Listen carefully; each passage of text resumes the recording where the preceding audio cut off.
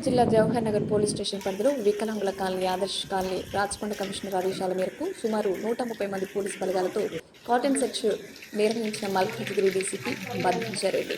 ఈ సందర్భంగా డీసీపీ పద్మజారెడ్డి మాట్లాడుతూ రాచకొండ కమిషనర్ సుధీర్ బాబు ఆదేశాల మేరకు ఈ కాటన్ సెర్చ్ నిర్వహించడం జరిగిందని, సమాజంలో అసాంఘిక కార్యకలాపాలకు పాల్పడితే వ్యక్తులు నివాసంగా ఇటువంటి ప్రాంతాలను ఎంచుకున్నారని అనుమానంతో తనిఖీలు చేయడం జరిగిందని డీసీపీ పద్మజారెడ్డి అన్నారు.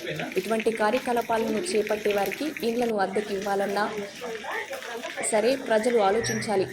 డీసీపీ పద్మజారెడ్డి అన్నారు. ఈ కార్యక్రమంలో ఎటువంటి అనుమతులు లేని 17 ద్విచక్ర వాహనాలను, మద్యం బాటిల్ను సీజ్ చేయడం జరిగిందని తెలిపారు. డీసీపీ పద్మజారెడ్డి వెంట additional DCP Venkataramana, Kushaiguda ACP Mahesh, వివిధ ప్రాంతాలకు చెందిన వ్యక్తులు, 7 మంది సీఐలు, జవహర్ నగర్ పోలీసులు పాల్గొన్నారు.